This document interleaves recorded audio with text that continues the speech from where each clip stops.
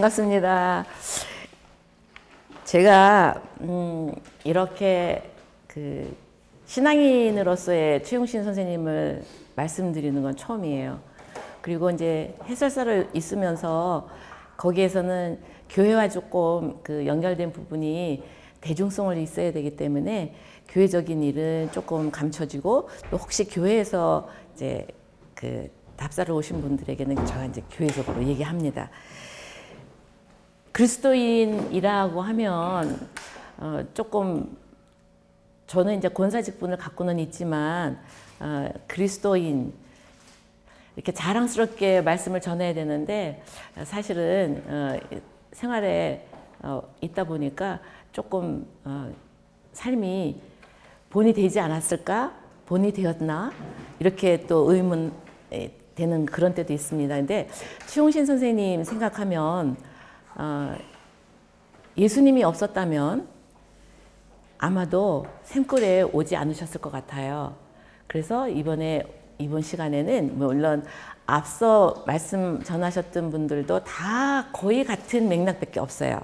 사실은 최용신 선생님은 이렇게 뭐 방대한 그런 자료도 없고, 또 이제 오신 그 길이 이제 올곧은 길을 한 길로 오셨기 때문에 연구하신 분들도 그냥 일제강점기와 연결된 그런 것들만 연구하셨던 것 같아요.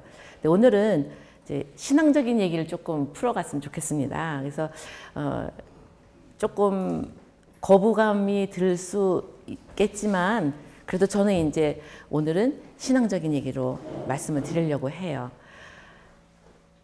혹시 신앙은 다 갖고 계시나요? 기독교만이 아니라 우리가 살면서 사람은 혼자 살 수 없다고 하지요. 그래서 이제 어떠한 이웃과 아니면 사람으로 해결할 수 없는 거는 신과의 관계에 있어서 내가 도움도 받고 또 그분의 어떠한 뜻을 전하는 그런 곳에 있어야 된다고 저는 생각이 돼요. 그래서 그리스도인 하면 예수님을 생각해야지 되는데, 그 예수님의 삶이라는 것이 나를 버리고, 완전히 나를 버리고 남을 위해서, 이웃을 위해서 희생했던 그런 모습을 볼 수가 있습니다. 그래서 성경에 보면 우리가 이제 예수님이 오시기 전과 예수님이 오신 후의 일들이 성경에 기록이 돼 있죠. 저는 그게 교회를 다니면서 조금 이게 아닌데 이런 생각을 가질 때가 있었어요. 왜냐하면 내가 지은 죄를 어떠한 동물에 의해서 제물을 바치면 내 죄가 사해준다? 그거는 아닌 것 같다는 생각이 들었었거든요. 근데 성경에는 분명히 내가 죄를 지었을 때, 큰 죄를 지었으면 큰 동물을 제물로 바쳐서 내 죄를 사하는, 또 작은 죄를 지었으면 또 조그만 비둘기 같은 그런 작은 동물을 제단에 바치면서 내 죄를 사하는 그런 성경에, 구약에는 그렇게 써 있습니다. 근데 하나님께서 보시기에 그런 것들을 피하고 내 아들, 저가 이제 남매를 두고 있는데요. 하루는 아들이 외국에 나가서 1년 동안 있는 그 워킹 홀리데이를 가겠다고 말을 하더라고요. 근데 그렇게 오래 떨어져 있는 거는 이제 뭐 군대 가는 그 부모님들의 생각을 다 똑같겠지만 제가 상상도 못 했었어요. 근데 교회 갔다 오면서 그 생각만 하면 막 눈물이 막 나고 그러는 거예요. 아들이기 때문에. 그 1년 잠깐 동안 갔다가 온다는 그 말 들었을 때 그 마음이, 어머, 그때 생각이 됐어요. 어머, 하나님께서 정말 당신의 아들을, 우리 사랑하는 자녀들을 위해서 당신의 아들을 희생해서 죽음을 대신해서 제물로 바친다? 저는 상상도 못 하겠어요. 근데 하나님께서는 그 예수님을 우리에게 보내주셔서 또 제물이 되고, 우리가 그래서 물론 저는 인생을 살면서, 지금까지 살면서 이제 삶을 이렇게 끝내시는 분들을 많이 봤는데요. 그분들의 삶이 제가 아는 한에 있어서 그냥 회개했다 하지만, 회개는 분명히 하나님께서 받아들이실 거예요. 근데 그 내가 행했던 모든 것들은 물론 죽은 다음에도 그 모든 것을 받지만 생을 살면서 꼭 받고 가더라고요. 아무리 내가 큰 죄를 지었을 적에 하나님께 용서를 구하면 정말 예수님을 통해서 우리가 죄를 사준다고 그 믿음 가지고 신앙 가지고 사는데, 옛날에 지었던 죄를 고스란히 그냥 다 사하고 그냥 가는 법은 없더라고요. 그래서 제가 생각할 적에 최홍신 선생님이 그런 예수님을 믿었기 때문에 나 말고 이웃을 위해서 그렇게 희생하지 않았나 그렇게 생각이 됩니다. 그리고 이제 성경에 또 그런 말씀이 있어요. 어떤 이웃이 강도를 만났는데 지금 같으면 뭐 직분을 갖고 있는 제사장이라든지 아니면 돈 많은 사람이라든지 이런 사람들이 그 강도당한 사람을 나몰라라 하고 그냥 지나쳤는데, 제일 밑바닥에 있는 사랑이 큰 그 사마리아인이 그 이웃을 돌보면서 내가 지금 갔다 오는 동안에 들어가 있는 비용은 내가 다 줄 테니까는 잘 보살펴 달라는 그런 말씀이 있거든요. 그래서 제가 생각할 적에 내가 어떤 곳에 있었나 다시 한번 생각하는 시간이 되었으면 좋겠고요. 내 이웃은 누군가 하기 전에 내가 어떤 이웃의 이웃이 될까, 그것을 먼저 생각하는 시간이 되었으면 좋겠습니다. 왜냐하면 내가 필요로 할 때에 이웃을 찾는 것보다는 그들이 찾을 때 내가 그들의 이웃이 되는 그런 생활을 했으면 좋겠다는 생각이 돼요. 왜? 최홍신 선생님은 그런 삶을 사셨기 때문에요. 그 최홍신 선생님의 태어나신 것은 물론 전에도 다 이제 들으셨죠? 일제강점기 때에 태어나세요. 근데 일제강점기라 하면 지금도 우리가 이렇게 볼 때 아주 평안한 생활을 한다는 영위하고 있지만 초등학교 아이들이 왔을 적에 그런 것 몰라요. 왜냐면 일제강점기라는 것을 생각도 안 해요. 근데 최홍신 선생님의 그 일제강점기를 통해서 나라가 없다, 부모가 없다, 내가 고아다, 이런 것을 생각하면 이거는 잊어서는 안 될 그런 큰 순간이잖아요. 근데 우리가 지금 나라가 있고 반쪽이지만 또 평화로운 그런 가운데 있지만 나라가 없어? 우리가 없어? 생각도 못할 것 같아요. 근데 최홍신 선생님이 일제강점기 때에 태어나서 보니까 나라가 없어. 근데 이 나라를 다 나몰라라 하면 안 되겠다 생각하면서 이제 어려서부터 나라 사랑하는 마음을 키워갔던 그 선생님을 보게 됩니다. 아마도 그 부모님 되시는 분도 또 그 교회가 두남리라는 곳이 원산이라는 큰 도시보다 10리 정도 떨어진 곳이지만 원산보다 먼저 기독교가 들어와요.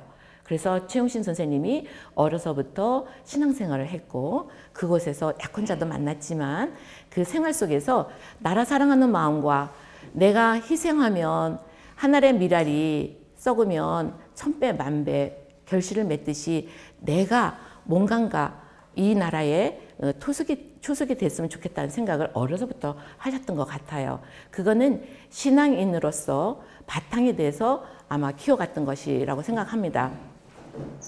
선생님들을 결혼하실 때 첫눈에 반해서 결혼하셨죠. 근데 나라 사랑하는 마음은 첫눈에 반할 수가 없어요.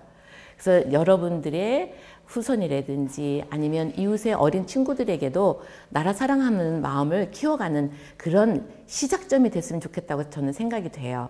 왜냐하면 최홍신 선생님이 어렸을 때의 생활이 우리나라가 든든한 나라였다면 나라 사랑하는 마음이 없었을 것 같아요. 그리고 또 그리스도의 사랑으로서 내가 희생하면 뭔가 더 큰 결실을 맺겠다라는 생각을 어려서부터 했기 때문에 이런 우리가 지금까지도 최홍신 선생님을 연구하고 또 최홍신 선생님을 사랑하는 거가 아닌가 생각이 됩니다. 그래서 나와 연결된 그런 내가 사랑할 수 있는 그런 사람들만 사랑하는 것이 아니라 사랑하지 못할 그런 사람들도 사랑하는 그런 시작점이 됐으면 좋겠습니다. 그래서 이제 최홍신 선생님이 계속 이렇게 공부하다 보면 똑같은 모습에 똑같은 내용이 계속 보여지게 될 거예요. 근데 얘가 안 되네. 그러니까 오랫동안 쉬면 그렇군요. 그래서 최용신 선생님이 그 감리교 계통으로 오시거든요. 근데 감리교라는 것은 이제 그 총회가 있고 경기도 연회가 있고 지방회가 있습니다. 예. 근데 그 최용신 선생님이 감리교 계통의 학교를 다니세요. 그래서 지금 이제 남자분과 여자분이 같이 공간에서 이렇게 얘기도 나누고 하지만 최용신 선생님이 학교 들어갈 때는 여자 학교, 남자 학교가 따로 있었고 이제 통합이 됐고 지금 감리교 신학교인데 그때까지 계속적으로 이렇게 이제 내려오게 됩니다. 이거는 지난 시간에도 아마도 이제 보셨을 것 같아요.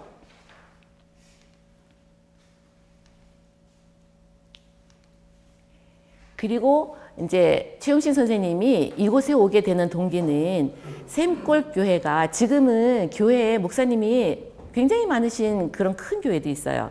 근데 그때 당시에는 목감에 있는 무진내 교회라는 곳에서 이 관리하는 권역이 굉장히 넓었어요.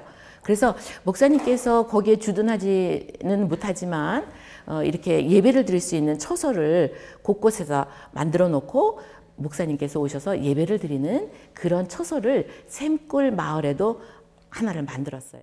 학교나 병원 설립은 윤호한다 해서 그때 많은 학교들이 세워지게 됩니다. 그래서 그때 당시에 루시라는 학교도 그 선교사가 만든 학교에 다녔고 또 샘골에도 관할 선교사님이 계셨어요. 밀러라는. 그분이 이제 지식인들에게 전하는 학문이 더 빨리 습득이 될 수 있다고 생각이 돼서 그런지 그 선교사들은 무조건 하고 학교를 이제 세우는데 샘골 마을에도 20가구가 사는 작은 마을이었지만 학교를 한번 세워볼까 해서 1년 동안 이제 운영을 했는데 잘 운영이 돼서 그렇다면 정식적으로 선생님을 모셔야 되겠다 했는데 YWCA가 그때 감리교의 총회 역할을 했어요. 근데 그때 마침 협성 신학교에서 만났던 그 황혜덕 선생님과 김한란 박사님께서 이사로 계시면서 이제 파송을 하시는 거예요. 보내는 거예요. 거기서 전도사님 또 목사님 이렇게 보내는 건데 그때 당시에 최용신 선생님은 학교를 졸업하지는 않으셨지만 전도서 과정을 거치셨고 3학년 때까지밖에 못 다니세요. 왜냐면 케이블이라는 교장 선생님께서 예배 시간에 기도를 하실 때 눈을 뜨고 기도를 하시더래요. 그래서 최용신 선생님 마음에 우리가 식민지 국민이기 때문에 감시하는 거냐 데모를 하셨기 때문에 3학년 때 학교를 못 다니시게 돼요. 그때 마침 샘골 마을에서는 YWCA 정식적인 선생님을 요청했어요.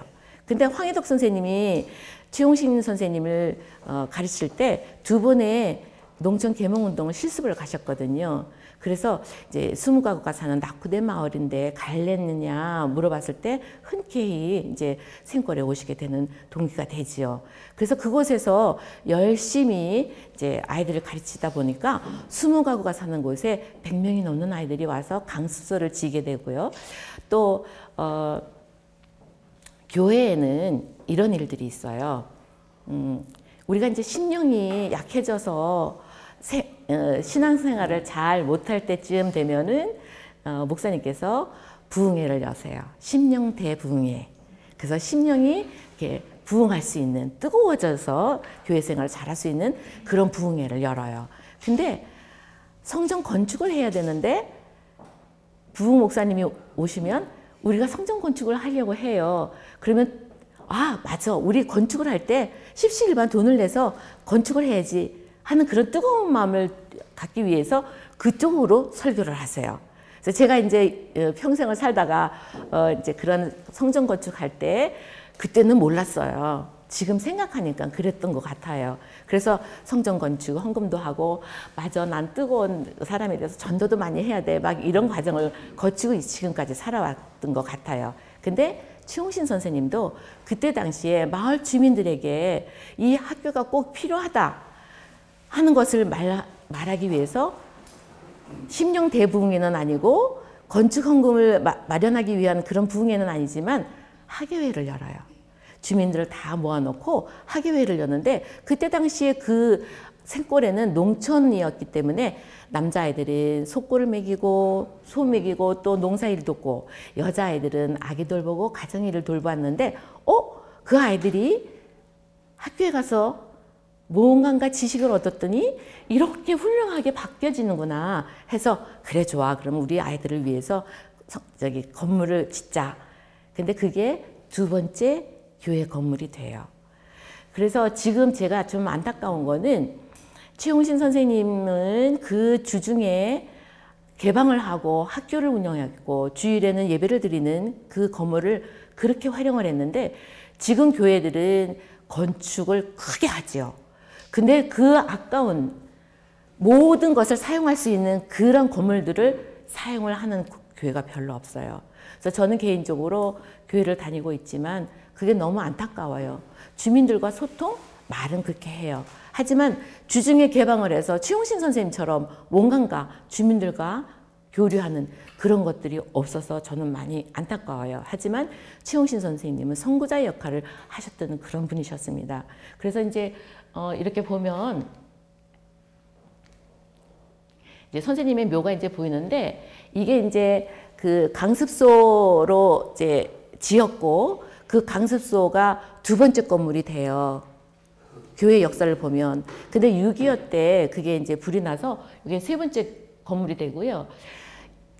약혼자께서 이 세 번째 건물에 오셔서 한 60년대에 결혼 못 하셨잖아요.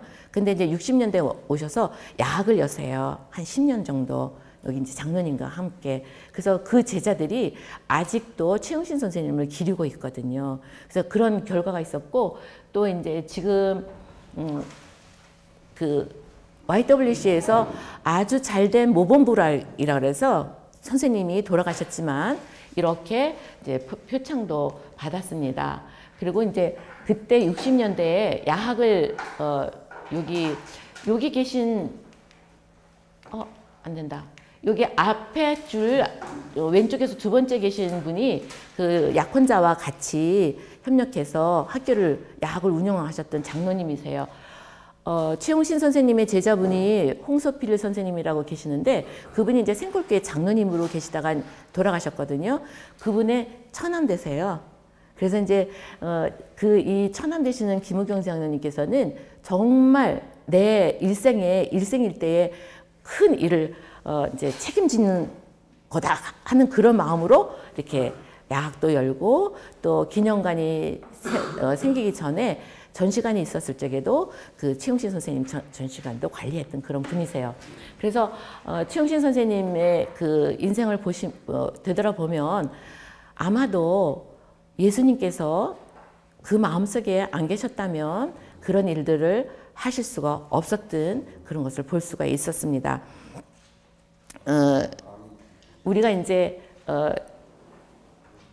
신앙인이라면 불교든 천주교든 기독교든 우리가 사후의 것 때문에 이 생애에서 잘 살아야 되겠다는 그런 마음을 가지고 신앙을 갖고 사는 것 같아요. 그래서 이제 우리가 하늘의 것을 바라보면서 사는 삶이 정말 최홍신 선생님 후예들로서 이렇게 펼쳐져가는 그런 생활이 되지 않을까 생각이 되고요. 최홍신 선생님이 거기에서 그렇게 일찍 돌아가셨고 또 강습소를 통하여서 농촌 계몽도 하고 아이들을 가르쳤던 그 이후의 삶이 그것으로 끝난 것이 아닙니다. 아까도 말씀드렸지만 한 알의 밀알에 생명이 있다면 그 생명이 썩어서 또 굉장히 많은 열매를 맺듯이 최홍신 선생님이 생명력이 있는 그런 밀알이라고 생각이 돼요. 그래서 그 이후에 YWCA를 통해서 많은 그런 계몽운동도 벌리게 됐지만 그 이후에 농촌계몽이라든지 나라 사랑하는 마음이 커가는 그런 계기가 됐었고 또 이제 선생님의 삶이 상록수라는 소설로 인해서 많이 알려지는 그런 계기가 됐고, 그 이후에 뭐 새마을운동까지, 우리 70년대에 벌려졌던 새마을운동까지 연결돼서 지금까지도 최용신 선생님의 그 삶이 조명되는 그런 시대가 된 것 같습니다.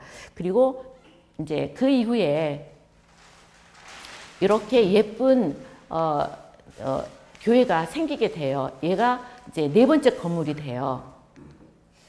이렇게 네 번째 건물이 되는데, 이 건물이 지속적으로 이곳에 거주할 수가 없었어요. 왜냐면은 76년에 도시계획으로 다 환수해서 이제 땅을 그 수자원에서 이제 다 매입을 했잖아요. 그래서 이제 이 교회도 다 매입을 하게 돼서 환수금을 받았는데, 장로님들이 안 받으려고 했대요. 왜냐면 우리가 그 돈을 받으면 대토를 받아서 나가라고 해야 되는데, 이곳은 최용신 선생님의 혼이 살아있는 곳인데 나갈 수가 없다. 그래서 투쟁을 하게 돼요. 그리고 이제 환수금을 다시 왜 받게 됐냐면, 너네들이 이 환수금을 받지 않으면 나라의 귀속이 되니까 받아가야 된다 해서 장로님들이 농촌에 계셨던 분들이니까 아무런 그런 생각 없이 받아갔다고 합니다. 근데 그때 당시에 그 생각이 잘못된 것이다 라고 생각을 하고, 우리는 이 선생님, 최용신 선생님의 어를 끝까지 지켜야 된다. 그런 마음들을 가지고 그때 이제 투쟁을 하기 시작해요. 제가 그때 거기 있었어요.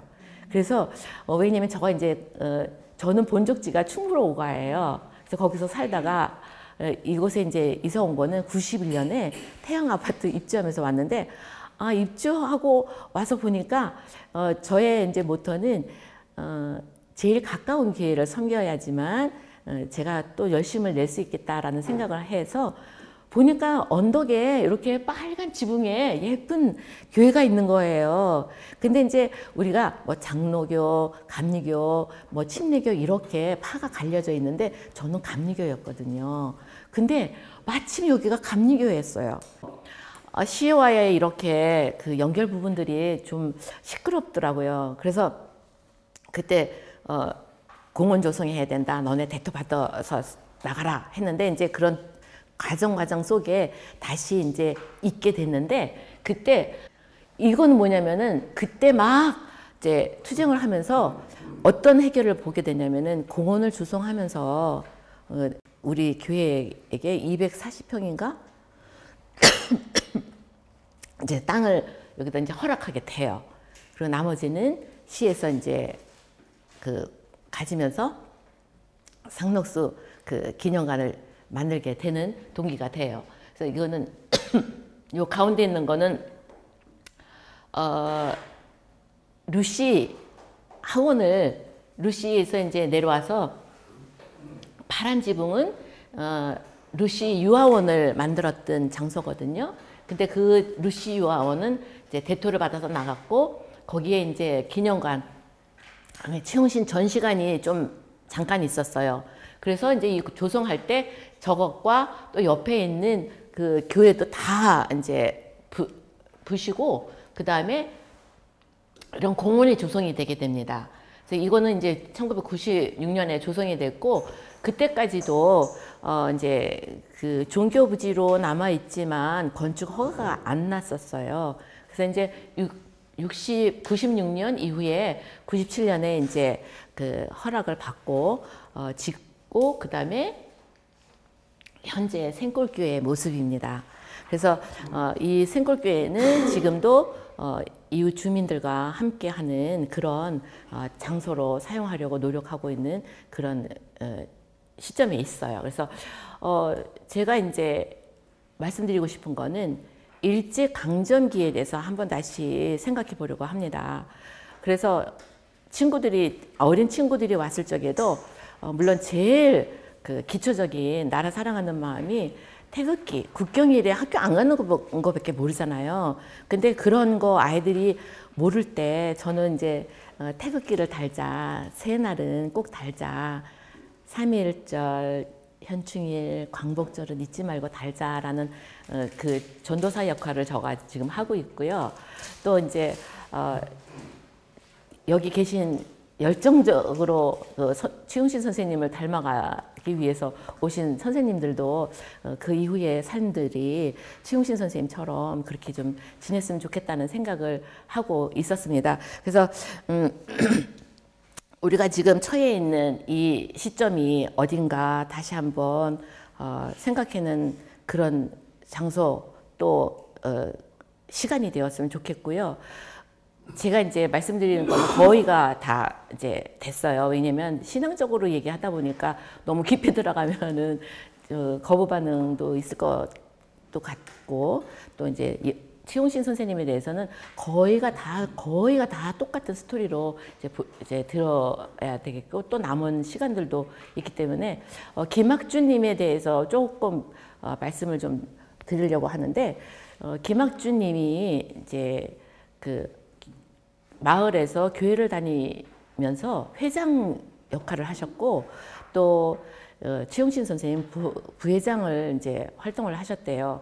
근데 최용신 선생님의 얼굴에는 그 천연두 자국이 너무 많고 몸에까지 있었다고 합니다. 그래서 결혼을 안 하려고 생각했는데 김학준님께서 최용신 선생님과의 그 사상과 뜻이 합쳐돼서, 자, 16살에 약혼을 하시는데 우리가 지금의 사회에 영향력을 끼칠 수 없으니까 10년 동안 약혼하고 공부하고 그 다음에 이제 결혼하게 되면 농촌계몽에 투신을 하자라는 약속을 하셨어요. 근데 그 결혼하자는 날짜가 1935년 4월이에요. 근데 1935년 1월에 돌아가세요. 그러니까 약혼 생활만 10년 정도 했고, 또 이제 그때 당시 뭐 지금도 마찬가지겠지만 10년이라는 기간을 약혼 생활을 했다면 결혼을 인정하는 그런 시대였기 때문에 그 김학준님의 마음속에는 너무 큰 충격을 받았던 때인 것 같아요. 물론 뭐 상록수 영화를 뭐 보셨을 수도 있겠지만 그 안타까운 심정을 또 상록수 소설을 통해서 보셨겠지만 이 김학준님께서 돌아가실 때 여비가 없어서 동경에 유학을 가 계셨는데 여비가 없어서 장례날에 오셨고, 또 그 장례날에 오셔서 너무 안타까워서 입고 있었던 망토를 관에 덮어서 하관을 했는데, 최용신 선생님이 돌아가시고 나서도 2년 있다가 결혼을 하셨지만 사시면서 3번을 부인 되시는 분에게 내 마음속에 자네 말고 최용신이 있는 거 아느냐라는 반문을 3번을 하셨대요. 이제 남자분들께서는 그게 이해가 가는지 모르겠지만 제가 공부하면서 나는 안 산다고 그랬었어요. 어머, 그러는데 어떻게 살아? 내가 그랬거든요. 근데 이 김학준님의 그 약혼자, 부인 되시는 길금복 여사님께서는 그래, 우리 동네에서 그렇게 우러러 볼 수 있는 존경의 대상, 또 우리의 우상이었던 최용신 선생님이 내 남편의 약혼자, 그래, 내가 그걸 위로를 받아야지 하고 평생을 사셨대요. 그리고 이제 딸이 이제 그 김학준님은 동경으로 유학을 가셨거든요. 그러니까 이제 최용신 선생님은 생골에 계시면서 편지 왕래가 굉장히 많이 있었다고 해요. 근데 그 김학준님이 이렇게 지금은 이제 그 학고짝이라고 그러죠. 옛날에 그 갈대 같은 걸로 이렇게 엮어서 하는 이렇게 함지박 같은 거 이렇게 큰 게 있어요. 그걸 이제 다락에다가 한 가득 편지를 놔두고 결혼을 했는데도 안 없앤 거예요. 그러니까 이제 시어머님 되시는 분이, 야, 넌 애기도 있고 이제 결혼했는데 그게 있었으면 정말 문학 그런 작품이 너무 많았을 것 같아요. 근데 없애야 되지 않겠느냐 해가지고 태우는데 3살짜리 딸이 아빠가 눈물을 흘리니까 아빠 왜 울어? 그래서 아니야, 웃는 거 아니고 연기가 눈에 들어갔어. 그래서 안타깝게 그걸 다 없앴다고 해요. 근데 평생에 그 부인 되시는 분에게도 그런 말을 물어본 거예요. 내 마음속에 그러니까 정말 잊지 못할 첫사랑의 그 여인이기 때문에 그랬었던 것 같죠. 그래서 이제 그런 과정을 통해서 왔는데 그 딸이 커서 아빠한테 물어봤대요. 아빠, 혹시 최용신 선생님과 어디까지 갔나 물어봤대요. 그랬는데 최용신 선생님과는 너무너무 안타까워서 징검다리 건널 때 손만 잡아줬다.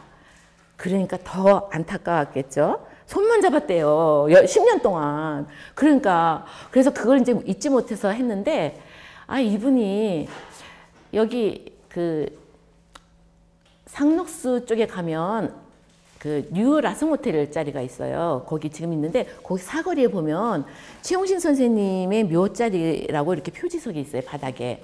근데 그 일대가 다 공동묘지였거든요. 그래서 그곳에 계셨는데 아 38선이 생기고 또 원산에서 조금 떨어진 두남리에서 태어나셨기 때문에 이 이남에는 가족이 아무도 안 계셨어요. 그래서 그 김학주님이 가끔 성묘를 오셨었던 것 같아요. 그랬는데 이분이 부인 되시는 분에게 내가 죽으면 최용신과 나란히 묻어주라는 그런 유언을 하시고 한 달 만에 돌아가세요. 그래서 그 부인 되시는 분이 말씀을 안 하셨대요. 그거 너무 심한 거잖아요. 그랬는데 나중에 알고 보니까 이장할 때 보니까 봉분이 하나도 없었대요. 그래서 이제 마을 주민들과 아까 말씀드렸던 그 김은경 장로님이 이제 솔선수범해서 그거 이제 같이 이장을 할 때 일을 하셨는데 가니까 봉분이 없어졌고 파보니까 그 만도 했던 견장이라든지 무슨 그 단추 같은 게 있었는데 그게 나와서 이게 정말 최용신 선생님 묘구나 해서 이장을 했대요. 그래서 그 이장하는 과정도 굉장히 힘들었거든요. 왜냐면 루시 여고에서 후배들이 내려와서 그 선생님의 유지를 받들어서 학교를 차려야 된다 했지만 학교는 못하고 이제 그 유아원을 만들어서 이제 유아원을 그 운영을 했었는데 그러면서 이제 땅을 얼마만큼씩 부담해서 필지를 샀는데 그 중에서 김학주님이 제일 많이 아마 사셨던 것 같아요. 그랬는데 이제 루시에서는 그걸 다 이렇게 합해서 루시에서 이제 관리하겠다라는 그런 일들 때문에 루시 여고의 후배들과 또 이제 그 김학준님의 그 길군봉 여사님하고 많이 그런 의논의 대상이 됐었던 것 같아요. 근데 이제 마을 주민들은 거의가 다 교회를 다니셨었거든요. 그때 당시에. 그래서 교촌이라는 이름도 불릴 정도로 다 교회를 다녔고 그러다 보니까 학력도 많이 대학교까지 가는 친구들이 제일 많았던 그런 마을이었거든요. 그래서 이제 이장을 할 때 그 마을 주민들이 왜 루시하고 그런 의논을 하느냐. 김학준님께서 이걸 다 사신 거 아니냐. 그래서 그렇다면 제가 이장을 해도 될까요? 해서 마을 주민들이 다 같이 한 뜻으로 이장을 한 거예요. 근데 이제 교회적으로 보면 아까도 이제 그 강습소를 질 적에 하나님께서는 우리에게 넘치지도 않고 부족하지도 않는 삶을 저희들에게 허락하셨다고 하셨거든요. 근데 그 강습소 질 때도 딱 강습소 질 만큼만 돈이 헌금이 된 거예요. 근데 이 묘도 이장할 때 이장을 하고 그 길군봉 여사님께서는 아들과 같이 이민을 가세요, 미국으로. 근데 그 다음에 개발이 되죠. 안 그랬다면 거기에 다 지금 길도 됐고 건물도 들어섰는데 최용신 선생님의 묘가 없어질 뻔했었어요. 그래서 최용신 선생님의 묘가 건재하고 우리가 기를 수 있는 그런 기회를 하나님께서 주신 것 같아요. 그래서 이제 제가 이제 신앙적으로 얘기할 때는 교회에서 오시게 되면 그렇게 얘기를 하죠. 그런 강습소는 교회였었거든요. 그리고 이제 땅도 이제 그 박용덕이라는 분이 땅을 기증을 했기 때문에 지금 기념관은 그 자리에 최용신 선생님이 강습소를 지었던 그 모습 그대로 기념관이 2007년에 개관이 됐거든요. 그래서 이런 걸 보면 하나님께서 살아계심을 느꼈고 또 이제 우리가 신앙이라는 것은 저는 지금 세대는 그렇다고 생각이 돼요. 옛날에 평양에서 대부흥회가 열렸거든요. 그 16 막 부흥회가 열렸을 적에 그때는 정말 순교도 하고 또 내 몸이 내 것이 아니기 때문에 그런 목사님들도 많고 개인적인 그런 신앙인들도 많았지만 지금 시대는 그렇게 내 신앙만 신앙이라고 고집할 때가 아닌 것 같아요.